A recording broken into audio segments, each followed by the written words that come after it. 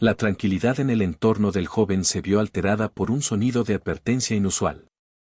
El experimentado mago que lo acompañaba, aún recuperándose pero ansioso por la acción, interpretó el ruido como una señal de ataque de monstruos, mostrando una mezcla de emoción y desafío ante la perspectiva. Sin embargo, el joven, con calma, introdujo la mano en su chaleco, revelando que la causa del sonido no era una amenaza externa, sino un artefacto de comunicación. Sosteniendo una joya, el joven explicó que se trataba de un llamado de su hermana mayor. El veterano mago, sorprendido por la explicación inesperada, instó al joven a responder de inmediato. El joven, quitándole importancia a la posibilidad de monstruos en un lugar tan seguro, se disculpó y atendió la llamada. Desde su laboratorio, su hermana mayor inquirió el motivo de la tardanza en responder. El joven se disculpó de nuevo y preguntó la razón del contacto. Ella le explicó que, mientras analizaba su código mágico, había notado algo peculiar. Intrigado, el joven preguntó directamente si había descubierto que su poder mágico era antiguo. Su hermana, claramente asombrada, confirmó su descubrimiento y preguntó cómo lo sabía. El joven reveló que había analizado una piedra con la ayuda del veterano mago y había deducido que provenía de un antiguo reino mágico. Su hermana entonces intuyó que la piedra reaccionaba solo a su poder mágico, lo cual él confirmó.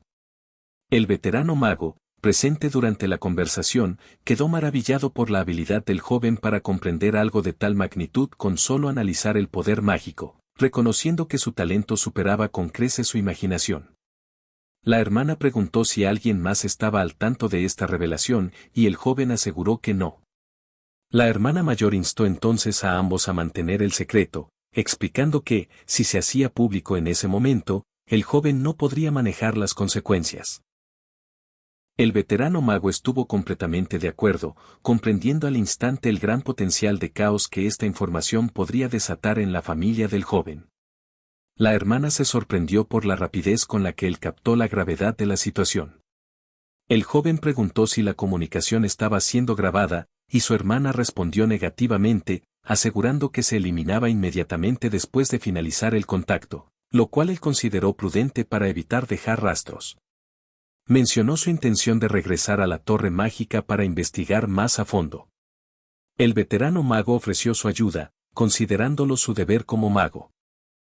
Cambiando de tema, el veterano preguntó si la joven ya tenía planes para unirse a una torre mágica, ya que había oído que estaba explorando opciones. La hermana respondió que aún no había decidido, y que no contemplaba la torre mágica Nixion, ya que no encontraba allí campos de estudio que le interesaran. El veterano mago comprendió entonces de dónde provenía la firmeza del joven, señalando con una risa que su hermana también era muy directa. La hermana confió en que habría muchos otros talentos excelentes además del suyo. Finalmente, se despidieron, acordando hablar con más detalle más adelante. El veterano mago comentó la suerte del joven de tener una hermana tan dedicada. El joven explicó que el artefacto de comunicación era una bola de cristal compacta, una invención de su hermana, muy popular entre los magos más jóvenes. El veterano reconoció su utilidad pero afirmó no necesitarla, ya que al alcanzar un nivel superior en la cadena de magia, la comunicación se volvía más sencilla para él. Más tarde, el joven conversó con sus padres sobre el descubrimiento de su poder mágico antiguo. Su madre expresó una gran preocupación, mientras que su padre se mostró firmemente protector, prometiendo que no permitiría que nadie le hiciera daño. Su madre llegó a bromear sobre eliminar discretamente a cualquier amenaza. El joven se sintió enormemente tranquilizado por el inquebrantable apoyo de sus padres. Su padre se preguntó si esto implicaba que la magia antigua yacía latente en la sangre de su familia, y su madre sugirió que podrían buscar pistas entre sus antepasados. Aunque el joven no lo consideraba de suma importancia, la idea le despertó curiosidad. El joven confesó que sentía haber llegado a un límite en su desarrollo actual. Su madre coincidió, sugiriendo que permanecer allí podría impedir su crecimiento y que quizás era el momento de considerar mudarse a la capital. El joven, algo sorprendido, escuchó a su madre explicar que la edad mínima para ingresar a la academia era 14 años, exactamente la edad que él tenía. Su padre añadió que habían pensado esperar 1 o 2 años más, pero que ya no quedaba nada que aprender en su entorno actual. Su madre, tomando su mano, le aseguró que podía partir cuando él lo sintiera correcto. El joven se dio cuenta de que sus padres habían estado pensando en su futuro de esta manera. Su padre lo animó a ir y demostrar sus talentos, a lo que el joven accedió, comprometiéndose a prepararse para ingresar a la academia. Sus padres aprobaron su decisión y él sintió que, por fin, era el momento de avanzar. Posteriormente, el joven conversó de nuevo con el veterano mago. Este le preguntó si había tomado una decisión, y el joven confirmó su plan de irse un poco antes de lo planeado. El veterano consideró que era una excelente idea, pues sería un desperdicio confinar tanto talento. Le aconsejó no revelar su pleno potencial de inmediato en la academia, explicando que, si bien era un lugar que acogía el talento, no todos reaccionaban bien a él. El joven recordó un consejo similar de su hermana mayor sobre posibles discusiones absurdas.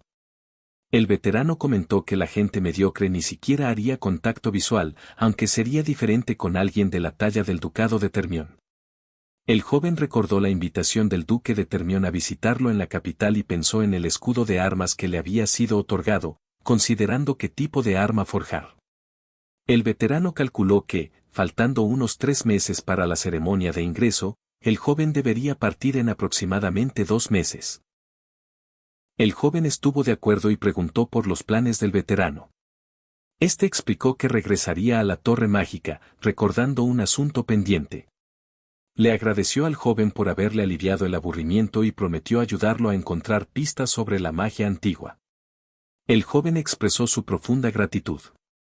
El veterano señaló que el desafío ahora residía en las lecciones, ya que el tiempo era limitado y la magia de cadena 3 era considerablemente más difícil que la de cadena 2. El joven aseguró que estudiaría con diligencia.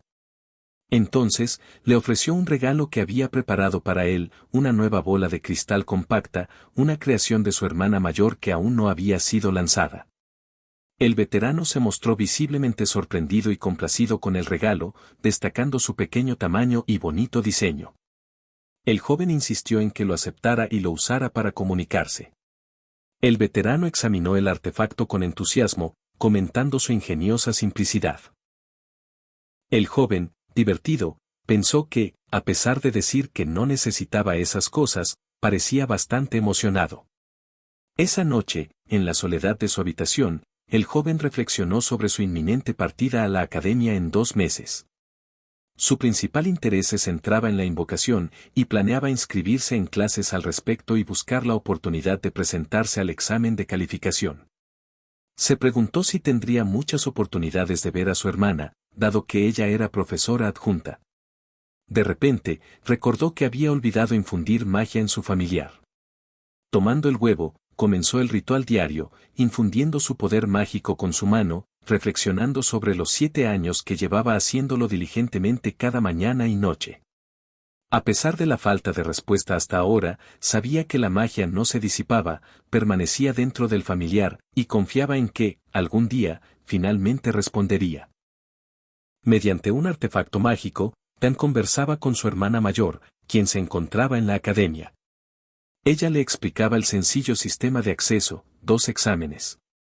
1. Una prueba preliminar de cultura e historia del imperio, que consideraba que él pasaría sin dificultad, aunque le aconsejó esforzarse para obtener una buena puntuación que se reflejaría en su admisión. El segundo era el examen principal, donde elegiría una especialización. El contenido dependía del profesor, pero ella confiaba plenamente en que él lo superaría, especialmente contando con una carta de recomendación. El joven recordó que sus padres y hermana también habían pasado fácilmente. Su hermana asintió, restándole importancia a la dificultad. Sin embargo, le advirtió sobre la rigidez del sistema, una vez elegida la especialización, debía seguirla, a menos que se graduara y regresara, o que recurriera a un sistema excepcional. La hermana bromeó, preguntando si él, el más joven de los hermanos, esperaba que ella eligiera la magia, mostrando que aún no se rendía en influenciarlo hacia ese camino. El joven, entre risas internas, le dijo que lo pensaría. Preguntó si había alguna otra forma de estudiar diferentes campos sin cambiar de especialidad una vez inscrito. Ella le explicó que, si bien podía tomar clases de otras especialidades, las avanzadas, impartidas a partir del tercer año, generalmente no estaban abiertas a estudiantes de otras ramas. Esto llevó al joven a la conclusión de que tendría que elegir una única especialidad. Pero su hermana, entusiasmada, mencionó un sistema llamado especialización autónoma, diseñado para talentos excepcionales como él. El joven se sorprendió, considerando que sonaba muy bien. Su hermana, sin embargo, matizó que casi nadie se inscribía, no por falta de talento, sino porque hasta el momento, nadie había logrado pasar la prueba requerida para acceder a ella. El joven expresó su incredulidad ante esto. La hermana, preocupada por si lo había desanimado, pensó si aún quedaba magia en él para ese desafío. La conversación se interrumpió cuando una compañera avisó a la hermana que el profesor la buscaba. Mientras tanto, en la mansión familiar, el veterano mago entregó al joven la carta de recomendación prometida. Aseguró que la había redactado con gran esmero, prestando atención tanto a la forma como al contenido, siendo la carta a la que más esfuerzo había dedicado, instándole a considerarlo un honor. El joven prometió esforzarse para estar a la altura de sus expectativas. El veterano bromeó con la idea de tomarlo como discípulo, aunque dudó de ser un buen maestro, lo cual el joven pensó que él ya sabía. Cambiando de tema, el veterano preguntó si el joven estaba listo para partir. El joven respondió que sí, que no tenía mucho que empacar ya que las instalaciones de los dormitorios de la academia eran buenas y proporcionaban lo necesario. El veterano confirmó la calidad de las instalaciones, pero señaló que el problema era que unas pocas personas las monopolizaban, aunque confiaba en que el joven no perdería contra ellos. El joven pensó que, por lo que oía, la academia sonaba como un lugar lleno de nobles problemáticos, casi como un campo de batalla. Asintió, asimilando el consejo del veterano de no parecer ingenuo, ya que mucha gente intentaría aprovecharse. El veterano le pidió que lo contactara si necesitaba algo y agradeció la bola de cristal compacta, asegurando que le sería útil. El joven notó que el veterano parecía prepararse para partir pronto, a lo que éste confirmó que planeaba irse al día siguiente. El veterano explicó que no le resultaba difícil quedarse, ya que el padre del joven incluso le había ofrecido un puesto, pero tenía trabajo pendiente al regresar. Una investigación relacionada con la magia antigua que pensó que había terminado, pero que aún requería su atención. El joven pensó que no estaba mal tener su ayuda en esa investigación. El veterano le agradeció de nuevo, llamándolo pequeño, y el joven le expresó su gratitud por el tiempo compartido. El veterano deseó verlo más fuerte la próxima vez y se despidió, indicando que no era necesario un adiós formal, ya que no eran familia. El joven le deseó un buen viaje, sintiendo una ligera pena por no haberse conocido mejor. En otra parte de la mansión, los padres del joven conversaban. El padre comentó que el veterano mago se había marchado sano y salvo. La madre recordó que su hijo también partiría ese día. El padre la tranquilizó, asegurando que los preparativos estaban listos y que él estaría bien. La madre expresó su tristeza por la posible sensación de vacío en el amplio condado sin su hijo, pero también alivio al saber que llegaría a la capital a través de la puerta de teletransportación preparada por su hermana, lo que garantizaba un viaje seguro. El padre le dijo que se preocupaba sin motivo. Reflexionaron sobre lo bien que habían criado a sus hijos, contrastando con las peleas entre otros niños de familias nobles por la sucesión. La madre afirmó que estaba bien con cualquiera de sus hijos asumiendo el liderazgo. En ese momento, el joven entró para despedirse. Sus padres le preguntaron si llevaba consigo la marca de su madre y el Nick Thorne, a lo que él confirmó. Su madre le dio una instrucción: si necesitaba ayuda, debía ir a un lugar específico que ella le había indicado y mostrar la marca. Le explicó que las personas allí eran colegas muy cercanos de ella, quienes, a pesar del tiempo transcurrido, habían prometido ayudar. El padre, en un pensamiento interno, se preguntó si ese camino no convertiría a su hijo en un verdadero asesino. El padre añadió que, al llegar a la capital, debía visitar al duque Termión, quien le brindaría asistencia hasta que ingresara a la academia. El joven asintió, asegurando que lo recordaría. La madre, con lágrimas en los ojos, no podía creer que su hijo hubiera crecido tanto y estuviera partiendo. El padre la animó, diciendo que debían despedirlo con una sonrisa. La madre, apurada, le instó a irse rápido, pues no soportaría más la emoción. El joven, sintiendo que sus pies se resistían a partir, se despidió mostrando una sonrisa a sus padres, diciendo, «Bien, me iré».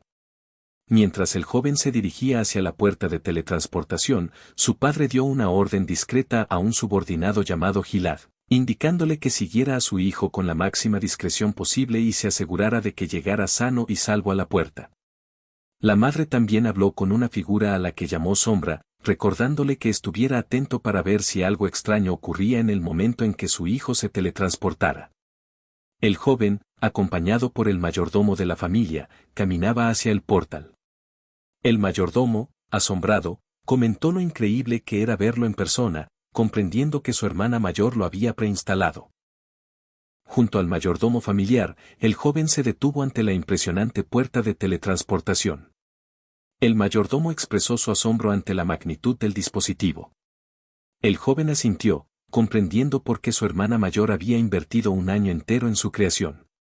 Explicó que al infundir magia en el portal, éste se activaría.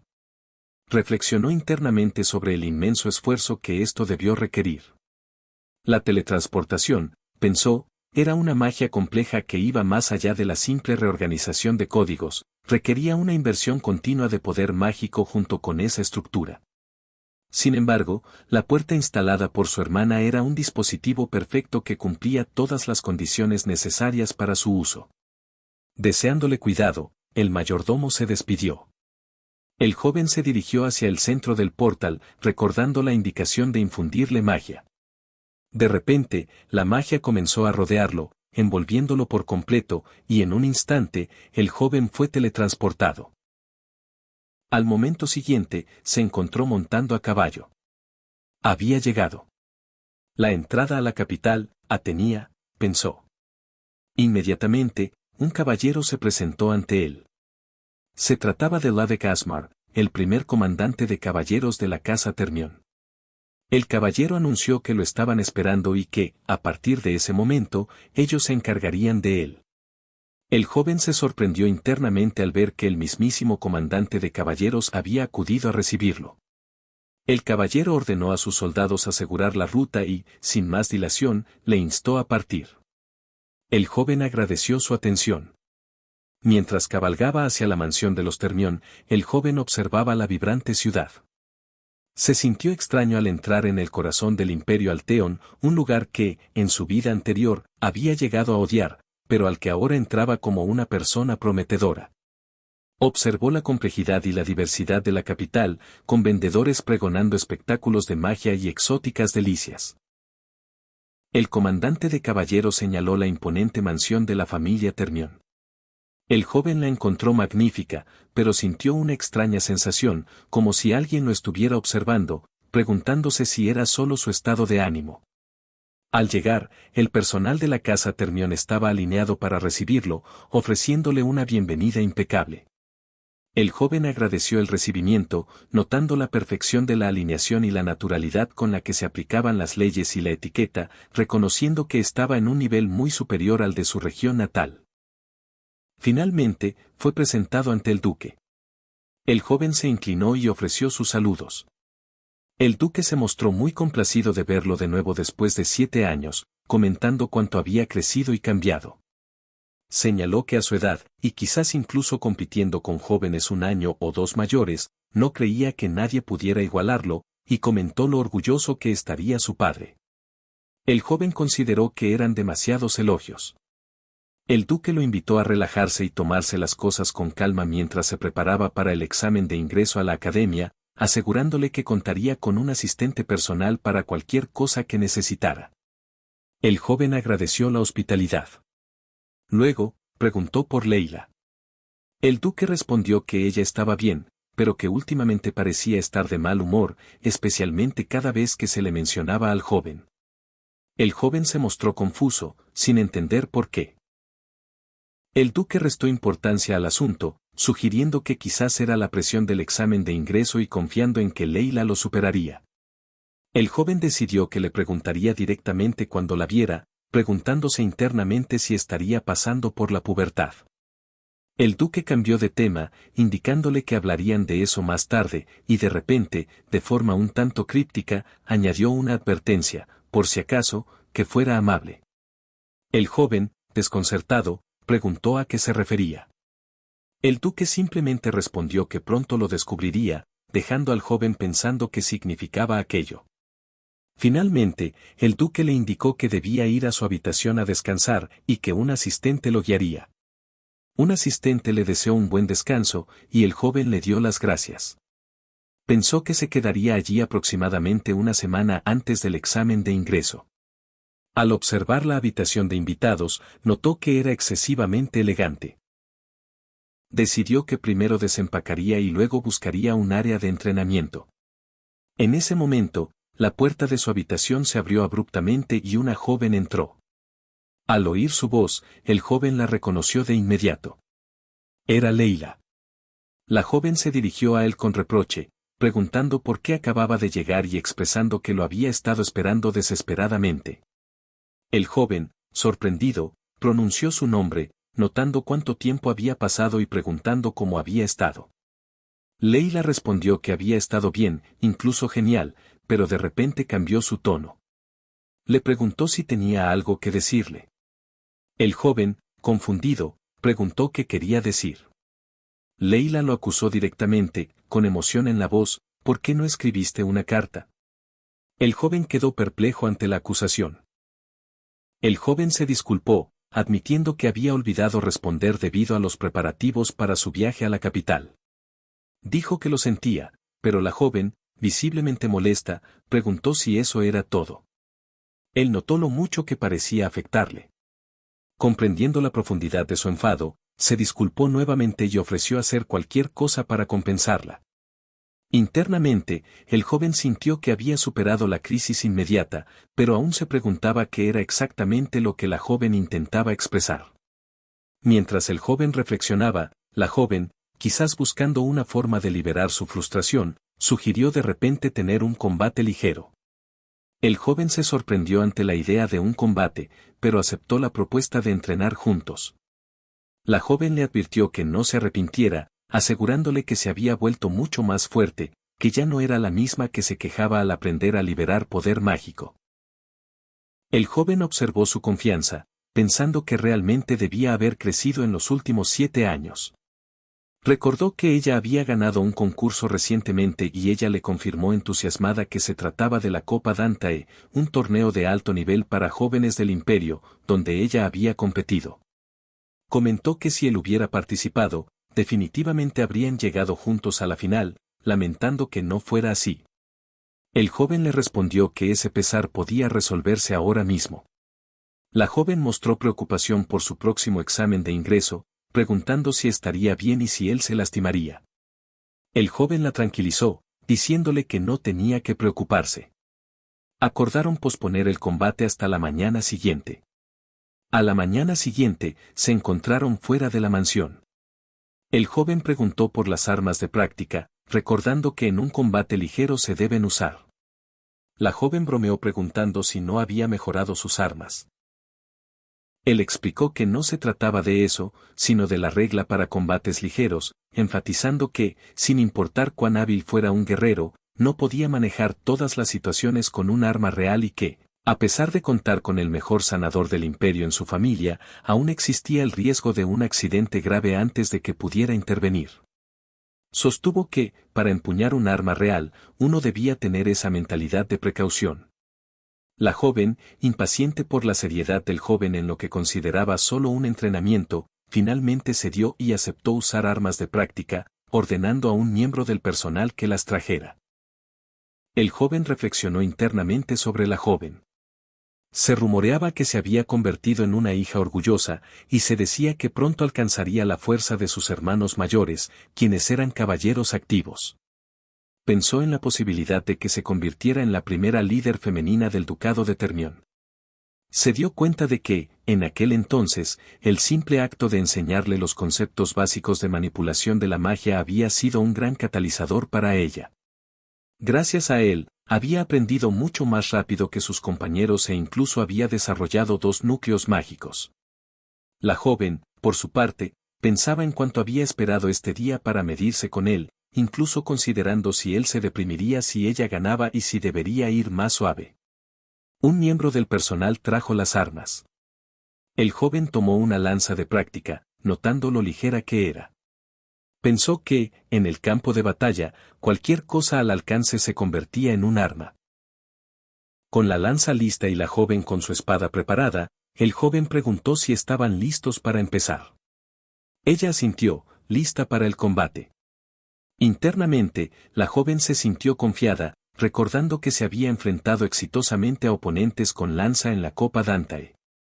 Pensó que las lanzas tenían un largo alcance, pero su poder disminuía a corta distancia, por lo que decidió que debía acercarse de inmediato. La joven se lanzó al ataque, sintiendo que lo había hecho bien. Pero de repente, se sorprendió al ver que el joven había desaparecido. En el instante siguiente, él apareció a su espalda, la punta de su lanza de práctica apuntándola. La joven exclamó su nombre, preguntándose cuándo se había movido. El joven comentó que era afortunado que estuvieran usando armas de práctica, ya que con un arma real, la situación podría haber sido muy problemática. La joven insistió en que definitivamente lo había tocado con su espada. El joven pensó en su incredulidad. Le propuso empezar de nuevo, advirtiéndole que no usaría el mismo movimiento y que se moviera con cuidado. La joven quedó claramente afectada por la demostración de habilidad. Mientras la joven intentaba recuperar la compostura, pensando que quizás estaba un poco nerviosa por no haberse visto en mucho tiempo, pero decidida a no dejar que él la superara de nuevo, notó la presencia de su padre, el duque, observando el combate. El joven también se percató de la llegada del duque, comprendiendo la intención detrás de su presencia. Asumió que el duque, preocupado por Leila que había estado llena de energía desde su victoria en la Copa Dantae, había venido para verla en acción y disipar sus preocupaciones. El joven decidió internamente que se desharía de esas preocupaciones hoy. La joven, animada por la presencia de su padre, le dijo al joven que se preparara, anunciando que daría lo mejor de sí misma. El joven aceptó el desafío. Ambos se lanzaron al ataque. Sus técnicas chocaron con intensidad, desatando ráfagas de poder. La joven le preguntó al joven qué le parecía, asumiendo que no lo encontraba fácil. Él le respondió que aún le quedaba un largo camino por recorrer y la instó a darlo todo. El duque observaba la batalla, pensando que hasta el momento parecía igualada, pero sintiendo una extraña sensación de inquietud. Notó que la sonrisa que antes tenía el joven había desaparecido por completo. La figura que veía, pensó el duque, parecía la de un guerrero yendo a la guerra. El enfrentamiento entre el joven protagonista y la joven del ducado continuó con intensidad. La joven vio una oportunidad para atacar, pero en un movimiento veloz, el joven golpeó su mano con la lanza de práctica, haciendo que soltara su espada y perdiera el equilibrio, cayendo al suelo. «Creo que esta vez también gané», preguntó él. El duque, observando desde la distancia junto a su comandante de caballeros, suspiró comentando que había sucedido de nuevo. Preguntó al comandante si creía que esto serviría para moderar la arrogancia de su hija. El comandante asintió, confirmando que el duque ya lo sabía. El duque explicó que había visto señales antes de la Copa Dantae, pero que después de ganarla, su hija había cambiado por completo, volviéndose diferente. Consideró que era mejor que ella misma se diera cuenta de sus fallos a través de un combate que recibir una dura reprimenda. El comandante estuvo de acuerdo, calificándolo como una decisión acertada. El duque entonces inquirió sobre el número de núcleos mágicos del joven. El comandante estimó que al menos tenía 3. El duque estuvo de acuerdo, aunque pensó que podrían ser 2 o incluso 3. El comandante preguntó por qué pensaba eso. El duque explicó que lo que había abrumado a su hija no era simplemente la velocidad o la fuerza bruta, sino la habilidad con la lanza y los movimientos tácticos del joven, algo que ella nunca había experimentado. Comentó que el joven sonaba como un guerrero experimentado, lo cual le resultaba increíble dado que no tenía experiencia real en combate. El duque reflexionó sobre el notable crecimiento de su hija. Recordó que éste había comenzado 7 años atrás, después de su visita a la zona sur del país y de que ella conociera al joven. Especuló que quizás, de manera similar, una gran mejora ocurriría también esta vez tras este reencuentro. El comandante se mostró impresionado, señalando que la joven, a pesar de ser la ganadora de la Copa Dantae, no había podido hacer valer su fuerza en el combate. Supuso que el padre del joven lo había entrenado con extrema dureza. El duque corrigió al comandante, explicando que, si bien su padre era estricto, no era un amigo que entrenara con dureza, y que, de hecho, el joven no necesitaba tal entrenamiento. Describió al joven como un talento inigualable y abrumador, un verdadero genio. El duque especuló que la razón por la que el joven no había participado en la Copa Dantae era probablemente porque no le interesaba particularmente, encontrando ridículo que alguien no quisiera competir en un torneo tan codiciado por todos los jóvenes del imperio. El combate llegó a su fin, con la joven en el suelo, todavía en estado de shock por la derrota. El duque pensó que, en ese momento, no había nadie de su edad que pudiera competir con la habilidad del joven. Esperaba que este combate ayudara a su hija a darse cuenta de sus imperfecciones y que, si abandonaba su orgullo para dedicarse más a la espada, podría superar por completo a sus hermanos. El joven permaneció de pie sobre la joven, que tenía la cabeza gacha. Ella pensó, por supuesto, que él era el joven al que admiraba y que no podía competir con él. Reconoció que sus talentos eran diferentes, pero nunca pensó que la brecha sería tan grande. El joven sugirió detenerse, ya que parecía difícil para ella. Ella aceptó su derrota. El duque observó, sintiendo que sus deseos se habían cumplido, ella debía haber sentido la realidad de no ser la mejor. El joven se dio la vuelta para marcharse. La joven se levantó y le gritó, exigiendo saber cómo demonios había entrenado. Él respondió simplemente, esforzándome. Ella, frustrada, preguntó quién no se esforzaba. Él le dijo que simplemente tenía que trabajar más duro. Ella declaró que entraría primero y, con determinación, le gritó que no perdería la próxima vez. El joven respondió que lo estaría esperando. La joven, mientras se alejaba, pensó en el joven como el único chico al que admiraba y, al mismo tiempo, como alguien a quien quería superar. Recordó cuando, a los 7 años, él la había ayudado a mejorar su técnica con la espada y su magia. Recordó haber estado esperando, después de que él le enseñara, para demostrarle que ya no era una niña. Se preguntó por qué, a pesar de cuánto había crecido, parecía que él estaba aún más lejos que antes. Con renovada determinación, se prometió a sí misma esperar y ver, porque la próxima vez, definitivamente, ganaría.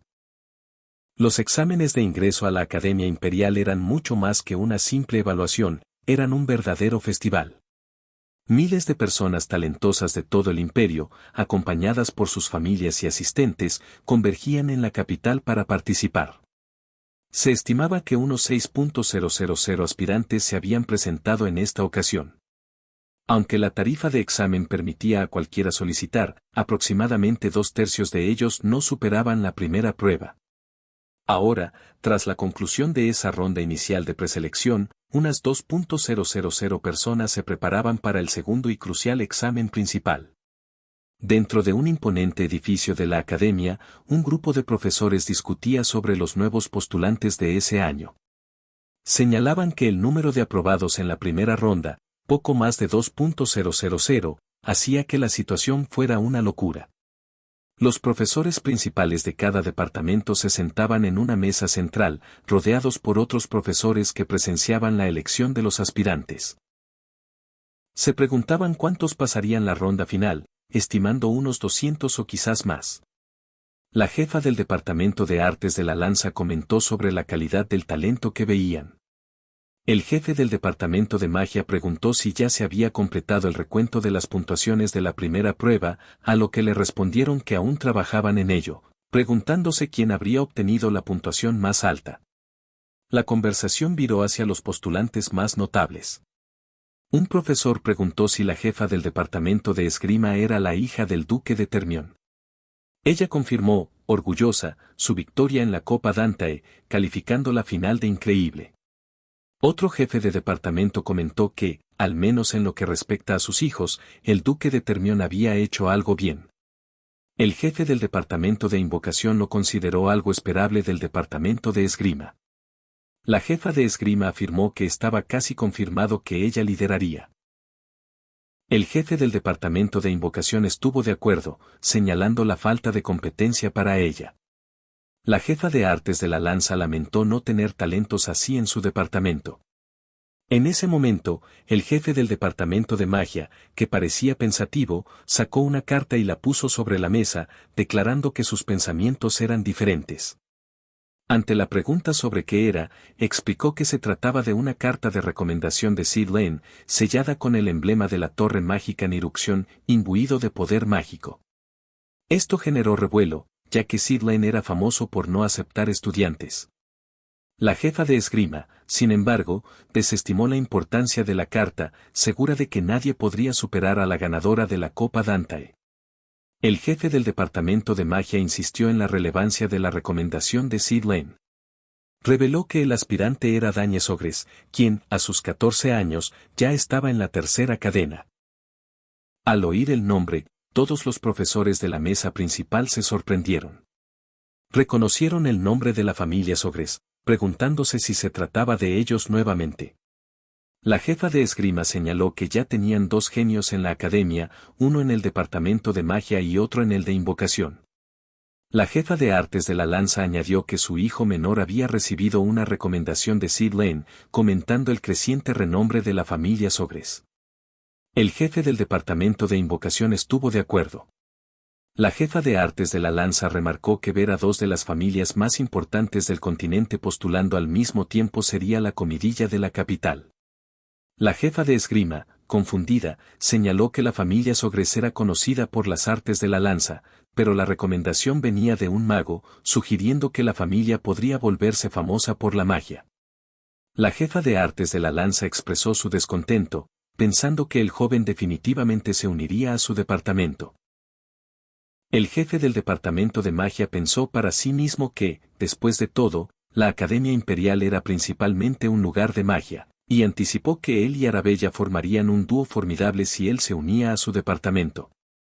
Repentinamente, una mujer irrumpió en la sala, disculpándose y anunciando que el examen de postulantes acababa de terminar y los datos estaban listos para cargarse. En una pantalla mágica, aparecieron los resultados: Departamento de Esgrima con 1.367 aspirantes, Departamento de Magia con 227, y Departamento de Invocación con 152. Los jefes de departamento reaccionaron a los números, notando la enorme diferencia en favor de Esgrima. La jefa de Esgrima se alegró de ver el nombre de Termión en la cima. El jefe del departamento de Magia buscó el nombre de Dáñez Ogres en su pantalla, pero no lo encontró. La jefa de esgrima cuestionó la validez de la carta de recomendación si su nombre ni siquiera aparecía. La jefa de artes de la lanza se preguntó si no había elegido un departamento. Otro profesor de la mesa principal preguntó si había algún solicitante que no estuviera en la lista general. La mujer que reportaba los resultados respondió que sí, que tenían un solicitante para un estudio independiente. La noticia sorprendió a todos los profesores, quienes quedaron a la expectativa de saber quién sería. La mujer reveló que se trataba de Dáñez Ogres y, para mayor asombro, añadió que él había obtenido la puntuación más alta en el primer examen entre los 6.000 aspirantes. La sala se llenó de exclamaciones de incredulidad y sorpresa al oír que Dáñez Ogres era el primer lugar. Mientras tanto, en otro lugar, el joven terminaba su entrenamiento. Reflexionó que había pasado un mes desde que llegó y que la primera prueba ya estaba completada, aliviado de que no hubiera sido difícil. En ese momento, la joven del ducado llegó corriendo, preguntándole si había obtenido los resultados y cuál era su puesto. El joven consultó su brazalete, que mostraba resultado del examen de la academia, primer lugar. Con satisfacción, exclamó que era el mejor. La joven, exasperada, se lamentó, reconociéndolo, pero furiosa por haber perdido el primer lugar. Le preguntó cómo diablos había estudiado. Él le dijo que se había centrado en las preguntas de exámenes anteriores que su hermana le había enviado. La joven respondió que ella también las había visto, pero aún así las encontró difíciles, especialmente la ciencia militar. El joven pensó que, para él, esa sección había sido la más fácil, gracias a lo aprendido de primera mano en su vida anterior. Le pareció gracioso que se le pidiera a un niño de 14 años explicar tácticas estratégicas y gestión militar. La joven, sorprendida, cuestionó si le pasaba algo, mencionando no solo ciencia militar, sino también arte, música e incluso historia del Imperio Drenic como temas difíciles.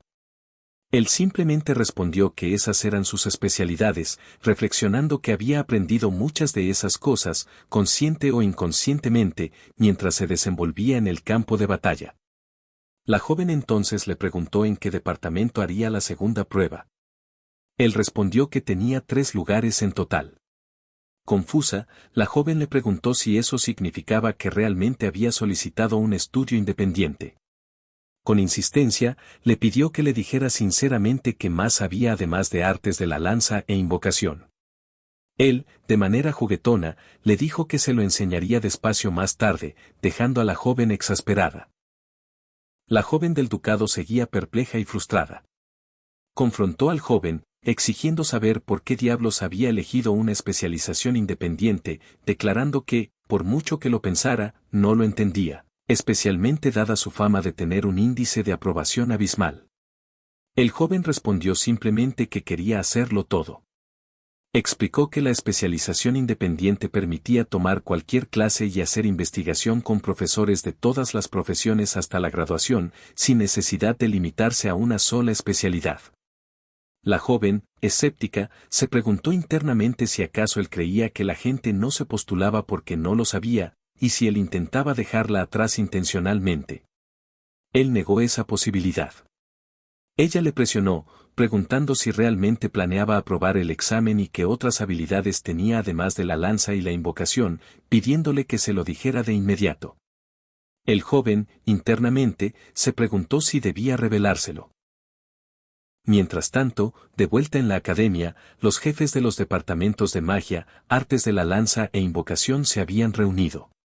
Reconocieron que la reunión era necesaria para discutir el examen de especialización independiente, ineludible ya que requería aprobar en 3 profesiones distintas. El jefe del departamento de invocación comentó que parecía que el joven realmente se proponía hacer el examen.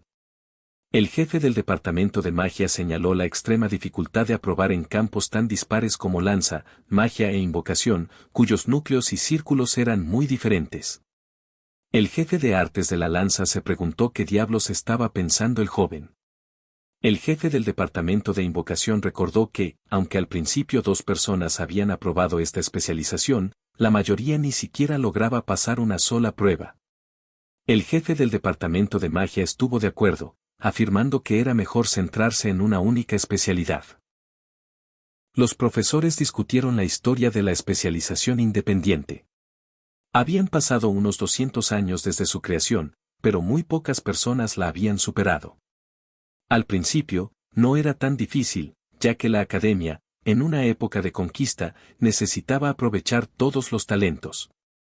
Pero con el tiempo, los estándares habían aumentado considerablemente. Ahora, si un solicitante tenía habilidades ambiguas, era preferible que fuera excelente en al menos una cosa. Se preguntaron por qué el joven persistía en un camino donde nadie se postulaba y nadie era aceptado. Concluyeron que se había convertido en algo puramente simbólico, un simbolismo al que solo podían aspirar los mejores talentos del imperio. El jefe del departamento de invocación reconoció la importancia de ese simbolismo, aunque ahora se había desvanecido y solo conservaba su nombre. El jefe del departamento de magia reveló que, según su investigación, solo 2 personas habían aprobado el examen en los últimos 100 años. Una había abandonado y la otra era el emperador anterior. Esto significaba que era imposible aprobar a menos que se fuera un verdadero genio. El jefe del departamento de invocación, intrigado por ser el hijo menor del héroe de guerra Akensogres, no de una familia común, expresó que lo estaba esperando. Sin embargo, también especuló que quizás era el tipo de persona ebria de orgullo. El jefe del departamento de magia comentó que, si dependiera de su decisión personal, la admisión podría ser posible, pero debido a su posición como profesor, no podían ser laxos. Decidieron observar primero si el joven era lo suficientemente seguro de sí mismo como para desafiar ese simbolismo. El joven llegó a la academia para la segunda prueba. En el sitio de examen, los profesores ya estaban listos para evaluarlo. El joven se presentó como aspirante al Departamento Mayor Autónomo de la Academia Imperial. El jefe del departamento de magia le preguntó si entendía lo que significaba postular a esa especialización, confirmando que debía recibir una calificación aprobatoria en las 3 especialidades. El joven afirmó comprenderlo. La jefa del Departamento de Artes de la Lanza, expresando su profundo respeto por el padre del joven, el mejor lancero del imperio, intentó persuadirlo de que aún no era tarde para elegir una especialidad regular, no queriendo verlo fracasar. El joven agradeció sus amables palabras, pero afirmó que estaba allí para dar lo mejor de sí. Pensó internamente que, si fuera el tipo de persona que se rendiría ante algo así, probablemente no habría solicitado en primer lugar. El jefe del departamento de magia aceptó su determinación, diciendo que no había nada que pudieran hacer si esa era su voluntad. Explicó las reglas: si fallaba en cualquiera de los 3 exámenes de especialidad, automáticamente fallaba la aplicación completa. El joven confirmó que entendía. El jefe del departamento de magia anunció que, como se había decidido, comenzarían con el examen del departamento de invocación. La jefa de este departamento, la profesora Delfinea, se acercó al joven para explicar la prueba. El joven pensó en ella como la invocadora de más alto nivel en el Imperio Alteon, famosa por haber mantenido 3 invocaciones de nivel 2 o superior al mismo tiempo. Ella le explicó que el método de examen era simple, debía satisfacerla de cualquier forma relacionada con la invocación. El joven encontró esto propio de una prueba basada en preferencias, sin estándares claros ni formato. Entonces, en lugar de demostrar su propia habilidad, el joven hizo una petición inesperada: ¿podría ella, la profesora, invocar algo? La profesora se sorprendió. El jefe de artes de la lanza y el jefe de magia también se mostraron asombrados, cuestionando la audacia de un solicitante que exigía una invocación a un profesor. El jefe del departamento de magia se preguntó cuál sería la intención del joven, notando que aún no había señales de su habilidad, y pensando que él iba a explicar primero la teoría. Se preguntó si el joven realmente quería ver a la bestia invocada en ese momento. La profesora de invocación encontró la petición atrevida pero interesante, reconociendo que no era algo que se viera a menudo, le dijo que abriera bien los ojos y mirara. Energía pura comenzó a rodear a la maestra mientras respondía a la llamada. Una oleada de viento intensa se lanzó contra todos los presentes. El jefe de artes de la lanza exclamó sorprendido. De repente, apareció un lobo gigante, rodeado de magia. Era una invocación de nivel 4, una Eterac. La jefa de artes de la lanza lo identificó, calificándolo de invocación loca. El joven encontró el aullido del lobo desagradable. Reconoció a la Eterac como la invocación de nivel 4 más feroz, famosa por atacar todo lo que estuviera a la vista excepto a su invocador. Reflexionó que no se había sentido muy entusiasmado con el examen de ingreso hasta ese momento. Pero ahora, al presenciar la manifestación de esta formidable invocación, sintió una chispa de diversión. Una sonrisa se dibujó en su rostro. Con la formidable invocación de la maestra aún presente, ésta instó al joven a invocar algo o mostrar lo que planeaba hacer. Para sorpresa de todos, el joven se acercó tranquilamente a la feroz bestia, una Eterac, la invocación de nivel 4 más cruel. Los otros maestros presentes exclamaron con alarma, señalando lo peligroso que era y que ni siquiera varios caballeros experimentados podrían derrotarlo fácilmente. La maestra de invocación, visiblemente inquieta, le gritó que se detuviera inmediatamente, advirtiéndole sobre el peligro de estimular a la criatura. El joven respondió con calma que solo necesitaba demostrar algo de alguna manera. Ella replicó que estaba probando su habilidad saltando a un pozo de fuego. Él, imperturbable, le aseguró que no se lastimaría. La bestia actuó con ferocidad inicial, pero cuando el joven extendió su mano hacia ella, su furia comenzó a disiparse lentamente, hasta que, para asombro de todos, se inclinó ante él. Sí, así está bien, dijo el joven con calma, hablándole a la bestia que antes era feroz y ahora se comportaba dócilmente a su lado. Los tres jefes de departamento quedaron atónitos. El joven incluso le habló con familiaridad a la criatura. La maestra de invocación estaba incrédula, sin poder entender cómo el cruel Aetherak había cedido tan fácilmente. Observó un tenue hilo mágico conectado a la invocación, dándose cuenta de que no era su misión, sino algo que anulaba por completo la hostilidad de la bestia.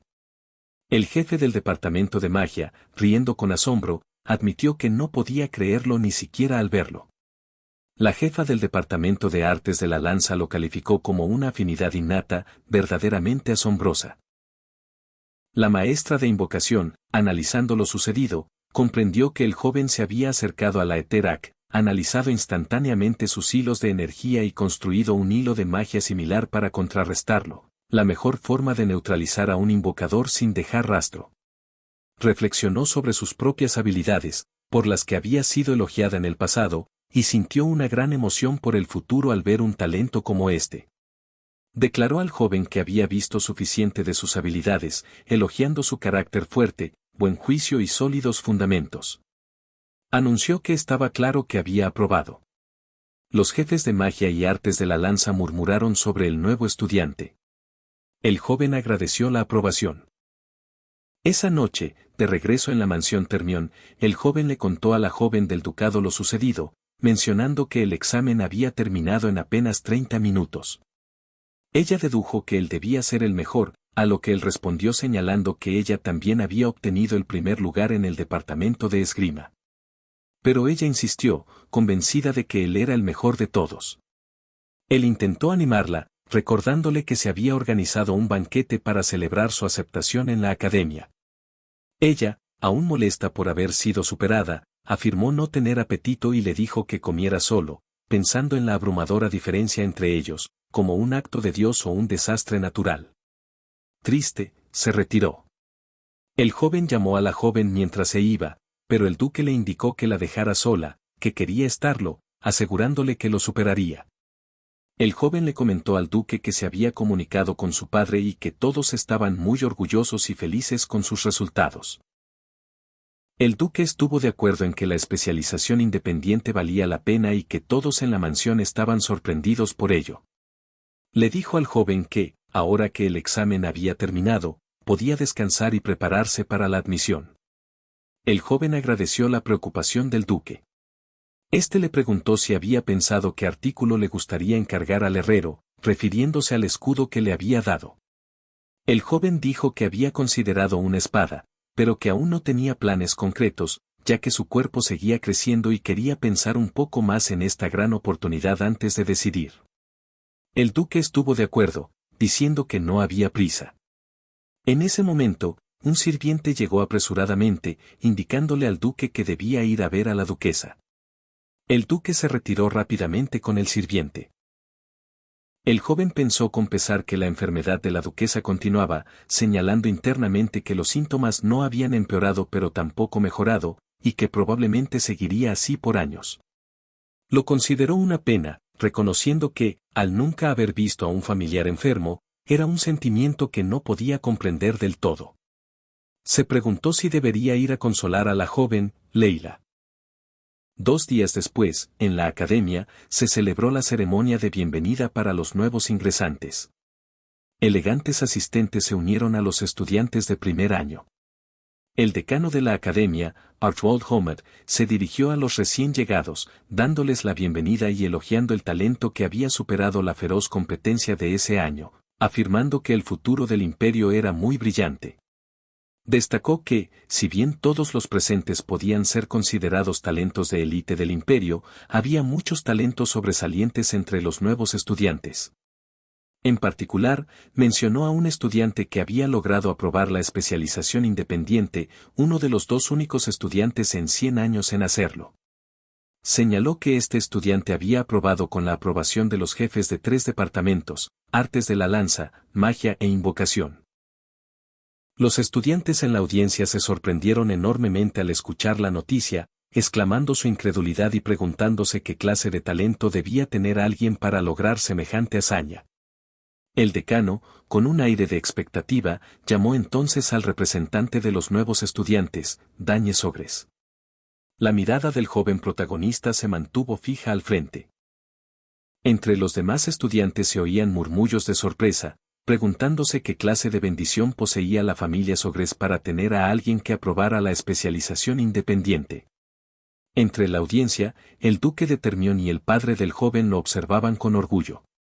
El padre felicitó al duque por el gran trabajo al criar a su hija, mientras el duque lamentaba que solo una de sus 3 hijos estuviera presente, echando de menos a su esposa y mencionando que su hijo mayor estaba en una misión lejana y el pequeño se había escapado de casa. Con algo de envidia, comentó que el padre del joven tenía la suerte de tener 2 hijas presentes. El padre del joven replicó que él también tenía a Leila. El duque miró a su hija, deseando que su esposa hubiera podido acompañarlo. Mientras el joven se acercaba al decano, otros conversaban. La jefa del departamento de invocación hablaba con la hermana mayor del joven, Arabella, confirmando la familiaridad que el joven tenía con sus espíritus invocados desde pequeño. La profesora se dio cuenta de que esa afinidad era innata. Pensó para sí misma que el joven era un monstruo, alguien que, sin marcas visibles de invocador, había logrado más que otros magos de invocación. La hermana preguntó respetuosamente si, dada la afinidad de su hermano, sería posible para él invocar espíritus de más allá del horizonte, un otro mundo de donde provenían bestias invocadas cuya conexión con este plano se había perdido hacía más de 100 años. La profesora consideró que, dado que las invocaciones de allí elegían a su mago, podría ser posible. El decano, reconociendo al joven como el de los rumores, le entregó un documento y expresó su esperanza de que pudiera mostrar sus talentos al máximo en la academia. El joven, con respeto, aseguró que lo tendría en cuenta. El decano anunció que, a continuación, el candidato elegido leería el juramento de su cargo. Internamente, el joven reflexionó sobre el hecho de haber ingresado finalmente a la academia después de un tiempo considerable y se reafirmó en su determinación de no desperdiciar la nueva vida que se le había dado, listo para comenzar. Más tarde, en el auditorio del edificio principal, todos los nuevos ingresantes recibieron una guía de sus maestros. Un profesor dio por terminada la introducción y anunció un descanso, invitando a los estudiantes a tomar un aperitivo y ponerse cómodos. Durante el descanso, la joven del ducado se acercó al joven protagonista y le dio una advertencia seria. Le dijo que escuchara atentamente, que en el futuro muchos estudiantes lo señalarían, con buenas o malas intenciones, y que tuviera cuidado. Le aconsejó pensar bien antes de aceptar cualquier sugerencia, mencionando que había muchos estudiantes extraños en la academia que no habían recibido una buena educación en casa. El joven la escuchó, respondiendo ligeramente. Repentinamente, estudiantes de clubes de toda la academia se abalanzaron sobre los recién llegados con entusiasmo. Algunos, con gritos de «no seas así, entra», intentaban reclutar agresivamente, declarando que las actividades del club eran la esencia de la academia. Apuntaban directamente al joven, quien había obtenido el primer puesto, y a la joven, la hija del duque, viéndolos como reclutas muy codiciados. La joven, abrumada por la avalancha, agarró la mano del joven y comenzó a correr para evitar el asedio. El joven, preguntando a dónde iban, notó cómo la multitud de clubes los perseguía, gritando nombres como el Club Belleza Física, la Sociedad de Exploración de Mapas o el Club de Investigación de Astrología. El joven se sintió extrañamente divertido, pensando que estaba acostumbrado a que lo persiguieran enemigos, pero nunca de esta manera, y que ser talentoso era realmente agotador. En otro lugar de la academia, 2 maestros observaban a una figura que caminaba por los pasillos. Lo identificaron como Countess Raphael, del que se rumoreaba que se había convertido en profesor inmediatamente después de retirarse como jefe de los caballeros imperiales. Comentaron que había llegado alguien increíble, pero probablemente con dolor de cabeza, ya que, tras décadas, había llegado un nuevo estudiante para la especialización autónoma. Señalaron que hasta entonces tenía un puesto cómodo con poca carga de trabajo, pero ahora tendría que prepararse para enseñar. Su vida tranquila había terminado, y si ellos estuvieran en su lugar, también estarían molestos. El maestro, Countess Raphael, ingresó a un aula. Internamente, Keltas pensó que era ridículo que un candidato para la especialización autónoma fuera seleccionado precisamente en ese momento. Se dirigió a su oficina y, al llegar, vio al joven parado frente a la puerta. Keltas se dirigió a él por su nombre, notando que había llegado temprano. El joven lo saludó con respeto. Keltas lo invitó a pasar. Dentro de la oficina, Keltas se sentó en su escritorio mientras el joven tomó asiento en un sofá. Keltas pensó para sí mismo lo difícil que había sido conseguir ese puesto como decano del Departamento de Estudios Independientes, al que había llegado buscando descanso, no para enseñar estudiantes. Si hubiera querido instruir, habría permanecido en la Orden de Caballeros hasta la saciedad. Keltas le preguntó al joven por qué había solicitado la especialización de estudios independientes. El joven reiteró su motivo, para poder hacer todo lo que deseaba. Keltas le preguntó si tenía planes de cambiar a una especialización específica, y el joven respondió que no quería perder esa oportunidad. Keltas pensó que, si las cosas seguían así, tendría que enseñar sin rodeos, preguntándose si no habría otra manera de evitarlo. De repente, recordó que se había dicho que el joven no había hecho el examen de esgrima. Pensó que la razón por la que no lo hizo era por falta de confianza. Entonces, Keltas le preguntó si casualmente sabía algo de esgrima. El joven se mostró ligeramente sorprendido. Keltas, intentando mantener su autoridad, dijo que, como estudiante de estudios independientes y él como profesor, esperaría que tuviera algún conocimiento de esgrima. El joven pensó que el repentino interés de Keltas por la esgrima no sonaba muy acogedor. Aclaró que no era que no le interesara la esgrima. Keltas vio esto como una oportunidad, declarando que era algo bueno y sugiriendo verificarlo de inmediato. El joven aceptó. Keltas pensó para sí mismo que lo había atrapado, planeando usar su supuesta pobre habilidad con la espada como excusa para lograr que se fuera de la especialización, convencido de tener la autoridad para evaluarlo. Con esa idea en mente, le propuso ir al centro de entrenamiento. Le ofreció elegir una espada de entre una variedad disponible. El joven tomó una, considerándola adecuada.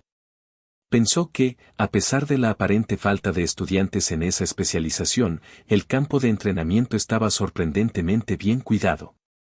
El profesor estableció las condiciones para la prueba de esgrima, el joven debía atacarlo con la espada, y si lograba tocarlo aunque fuera una vez, pasaría. Añadió una desventaja, prometiendo que solo se movería 2 pasos para evadirlo. El joven aceptó las condiciones. El profesor, sorprendido por la naturalidad con la que el joven aceptó, se preguntó si tenía confianza, pero rápidamente descartó la idea. El joven se lanzó al ataque. El profesor se sorprendió inicialmente por su velocidad, preguntándose si por eso había aprobado los estudios independientes. El joven movió su espada con agilidad, acercándose cada vez más. El profesor exclamó sorprendido por la destreza inesperada, blandiendo su espada para repeler el ataque apenas a tiempo, pensando que por poco se mete en problemas. Se dio cuenta de que el joven utilizaba un camino de espada inusual y, de hecho, sabía usar una espada. El joven lo observaba con intensa concentración. El profesor pensó que el joven tenía el aire de un espadachín curtido en el campo de batalla, careciendo de la actitud limpia y pulcra típica de las órdenes de caballeros o familias nobles. El joven volvió a atacar, moviéndose ágilmente y desatando una serie de movimientos que obligaron al profesor a centrarse únicamente en defenderse. El profesor estaba atónito, cuestionando cómo era posible que él, un espadachín de alto rango, estuviera así depresionado por un joven de 14 años. Se dio cuenta de que ni siquiera habría sido necesaria la desventaja. Observó la mirada del joven, una mirada que le resultaba extrañamente familiar. Una imagen del pasado cruzó por la mente del profesor, una escena de guerra, un guerrero luchando con una valentía asombrosa. Recordó haber dicho en aquel entonces lo sorprendido que estaba de que el Imperio Drenic tuviera un hombre tan valiente, notando la ausencia de insignias que lo identificaran y preguntándose quién demonios era. Mientras el profesor estaba inmerso en este recuerdo, el joven aprovechó su distracción. Con un movimiento rápido, su espada de práctica tocó el abdomen del profesor. El profesor salió de su ensoñación, maldiciendo por haberse distraído. El joven declaró que creía haberlo alcanzado. El profesor, reconociendo la habilidad demostrada, le dijo que había pasado. El joven pensó que habría sido difícil sin la desventaja y admitió que los caballeros imperiales, como celtas, no eran cosa de broma. El profesor, por su parte, pensó que el joven era un genio ridículo, ya que, incluso con una desventaja, no había perdido contra él un hexa.